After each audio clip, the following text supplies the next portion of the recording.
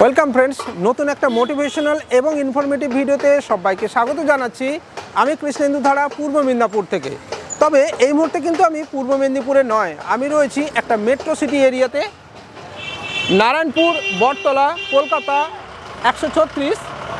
Studio and digital travel পুরো Punjab national ব্যাংকের একটা গ্রাহক সেবা কেন্দ্র রয়েছে। আজকের এই ভিডিওতে আমরা জানবো আপনি পাঞ্জাব ন্যাশনাল ব্যাংকের গ্রাহক সেবা কেন্দ্র কোথা থেকে পাবেন, কোন কোন কোম্পানি আপনাকে দেয়, খরচ কত হবে, ইনভেস্টমেন্ট কত আপনার দিতে হবে, এছাড়া আপনার কী কী সার্টিফিকেশনের প্রয়োজন হবে, তার সাথে সাথে আপনার প্রফিট মার্জিন কত হতে পারে, আপনার উপরে প্রেশার কত থাকবে, কী কী সার্টিফিকেশনের সাথে সাথে ফিক্সড ডিপোজিট কত দিতে হবে, সব কিছু তথ্য আপনি আজকের এই ভিডিওর মাধ্যমে পেতে থাকবেন। তাই আবারও বলছি, এই ধরনের ফিল্ড ভিজিটের ভিডিও যদি আপনি পেতে চান তাহলে আমাদের চ্যানেলটাকে আপনি অবশ্যই সাবস্ক্রাইব করবেন, বেল আইকনটাকে বাজিয়ে দেবেন। তার সাথে সাথে আমাদের টেলিগ্রাম চ্যানেল উইথ কৃষ্ণেন্দু, সেখানেও আপনি জয়েন করতে ভুলবেন না। আমাদের ফেসবুক পেজ এবং ইনস্টাগ্রাম পেজে আপনি জয়েন করতে পারেন। আমার এবং আপনাদের সাথে দেখা হওয়ার যে মুহূর্ত, সেটাকে আমরা ফ্রেমবন্দি করে রাখি আমাদের সোশ্যাল মিডিয়া পেজের মাধ্যমে। এবং এই ভিডিও সংক্রান্ত যা কিছু প্রশ্ন আসবে আপনি দিতে থাকবেন কমেন্টে, ভালো লাগলে বন্ধুদের সাথে আপনি শেয়ার করতেও থাকবেন। তো চলুন বন্ধুরা, আজকের এই ভিডিওটা আমরা এখান থেকেই শুরু করব।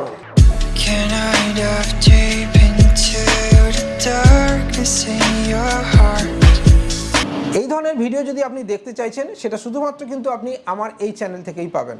আর অবশ্যই যদি আপনার ভালো লাগে তাহলে চ্যানেলটাকে আপনি সাবস্ক্রাইব করবেন, বেল আইকনটাকে বাজিয়ে দেবেন, আর অবশ্যই আমাদের টেলিগ্রাম চ্যানেলে জয়েন করতে ভুলবেন না।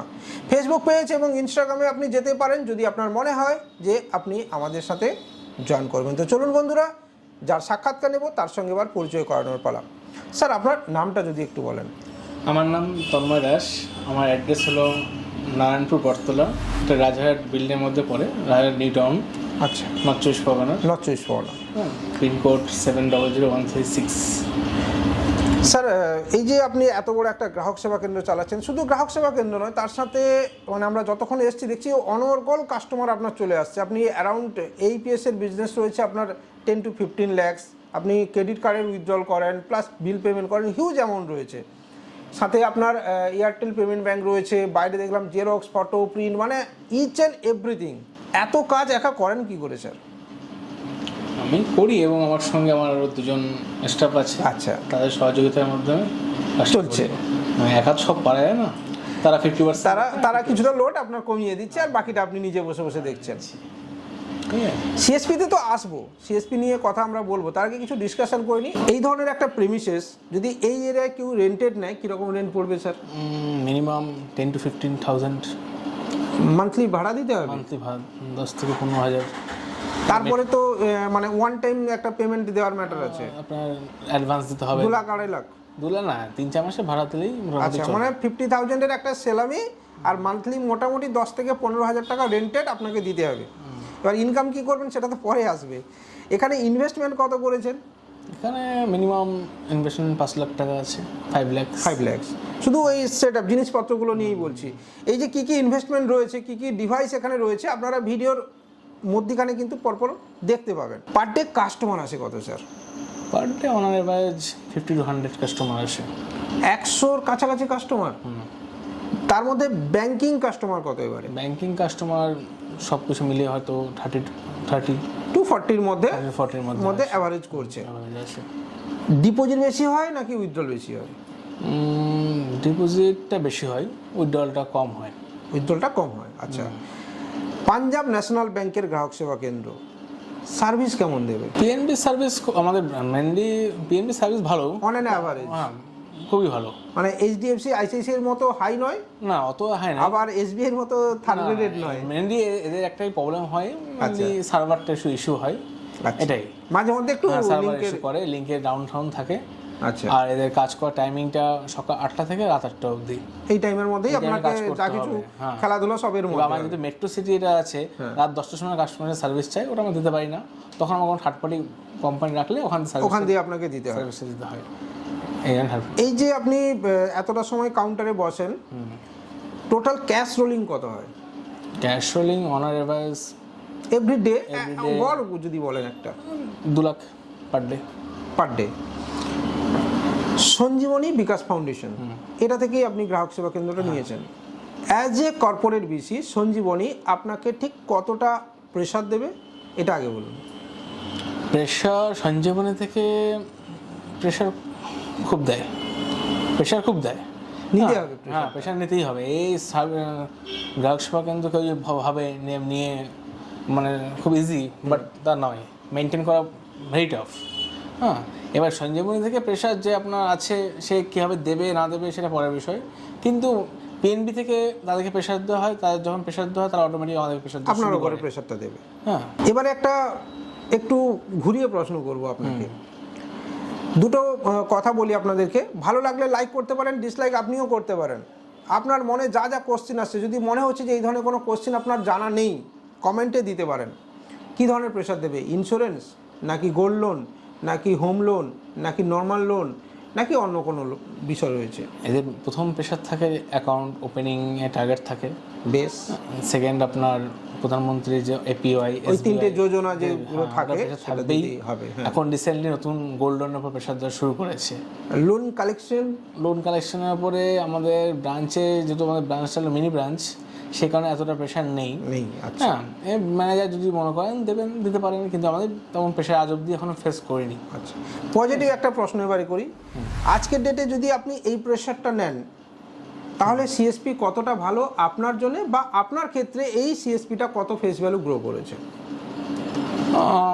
আমার জন্য তো অনেকটা ফেস ভ্যালু গ্রো করেছে, বিকজ এই এরিয়াতে সিএসপি ব্যাংক অফ বরোদা একজন আছে, আর কেউ নেই। আচ্ছা, এখন অবধি কেউ নেয়নি। আর এই এরিয়াতে সিএসপি চালানো অনেক টাফ, বিকজ এর মেট্রো এরিয়া। হ্যাঁ, মেট্রো সিটি এরিয়াতে সিএসপি চালানো very tough, because zero balance account holder খুব কম, সবাই 2000 মিনিমাম ব্যালেন্স মেনটেন করার সক্ষম কাস্টমার। হ্যাঁ, সেখানে আমাকে মেনটেন করতে অনেক মানে আমার যেহেতু অনেক 10 বছর এক্সপিরিয়েন্স আছে, সেই পজিশন থেকে আমি অ্যাকাউন্ট ওপেনিং করতে পারি আমার ফেসবুক। মানে 10 বছর প্লাস এক্সপিরিয়েন্স আপনার অলরেডি আপনি করে ফেলেছেন এই লাইনে। মানে একদম পুরো কোথায় কোথায় ধাক্কা খেতে হবে, কোথায় কোথায় ভালো হবে, সব আপনি শিখে নিয়েছেন। মুখ দেখলে ধরে ফেলবো কি চাইছে। ফ্রডের কোনো শিকার হয়েছেন এই পর্যন্ত? ফ্রডের শিকার একটা হয়েছি, মানে এটা আরও আমার এই বছরে, আগের বছর একটা ফ্রডের শিকার হয়েছি। যেমন আমার স্ক্যানারে পেমেন্ট লোকের দেয়, তো এবার কী হয়েছে, আমি পেমেন্টটা নিয়েছি 10,000 টাকা। এবার আমার কি মনে পড়ছে না কার কাছ থেকে নিয়েছি। এবার সেই একটা ক্রাইম কেস হয়ে গেছে, যেটা মুম্বাই থেকে টাকাটা এসেছিলো, যার ফলে আমার অ্যাকাউন্টে লিন ব্যালেন্সে চলে গেছে ওটা।